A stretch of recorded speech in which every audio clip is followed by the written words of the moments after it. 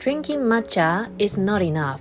If you are visiting Japan, many of you probably think, I definitely want to try matcha. But don't worry, anyone can enjoy it easily.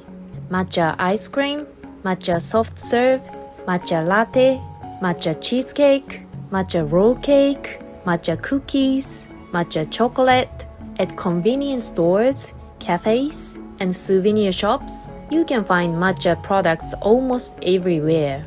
In other words, in Japan, matcha is not something enjoyed only on special occasions. It is a culture that exists in everyday life. So, even if you think matcha must taste bitter, or isn't matcha only for adults, there is no need to worry.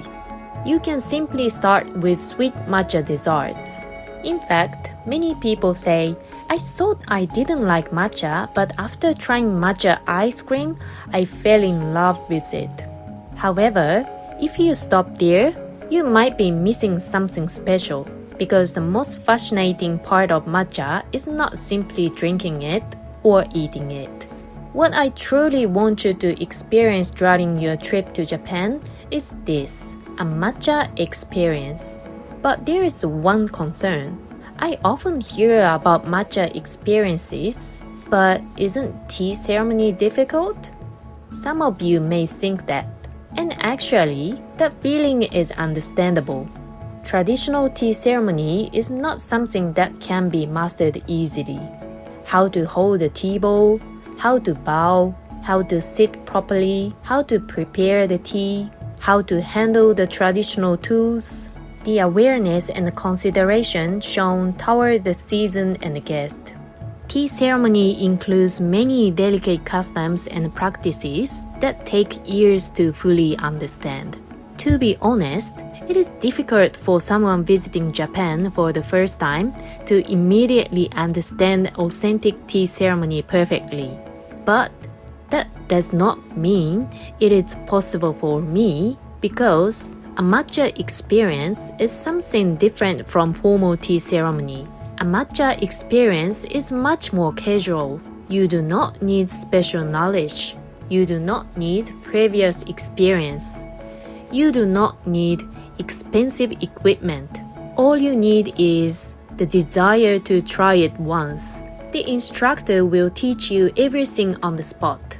How to prepare the matcha, the amount of hot water to use, how to move the bamboo whisk, how to drink it properly. Everything will be explained step by step. So even complete beginners can enjoy it. The process is simple. Put matcha powder into the tea bowl. Add hot water. Mix it with the bamboo whisk. Create the foam. And finally, drink the cup you made yourself. That is all. But this part, making it yourself, is what makes it completely different from ordinary matcha. Think about it, a dish served at a restaurant. Of course, it tastes delicious. But food that you prepare yourself feels a little more special, doesn't it? Even if it does not look perfect, it carries the feeling of, I made this myself. Matcha is exactly the same. Matcha served at the cafe is a perfectly prepared experience.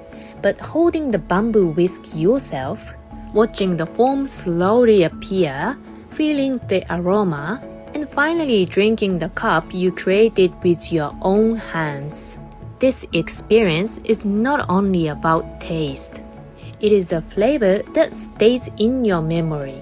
And after experiencing matcha yourself, even the rest of your Japan trip can feel different. For example, when you eat matcha ice cream, or when you see matcha sweets, instead of simply thinking a sweet green dessert, you may start to understand, this bitterness is what brings out the sweetness. This aroma is what makes matcha unique.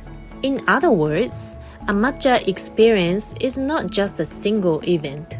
It becomes the gateway to enjoying every matcha experience you encounter afterward. And today, matcha is becoming increasingly popular around the world. overseas as well, people can now enjoy matcha lattes, matcha dessert, and many other matcha creations. But there is something you can experience only when traveling to Japan. That is, experiencing the culture behind matcha itself. Simply drinking it, simply eating it, those things alone cannot reveal everything. By experiencing matcha in Japan, you can feel with your own senses why Japanese people have spent so much time preparing and enjoying a single cup of tea for centuries. Why they appreciate tea in quiet and peaceful spaces. You can understand the reason behind it. Travel is a fascinating thing. Famous landmarks, beautiful scenery, delicious food. Of course, all of these are important. But what often remains in your memories the longest is, what did I actually do there?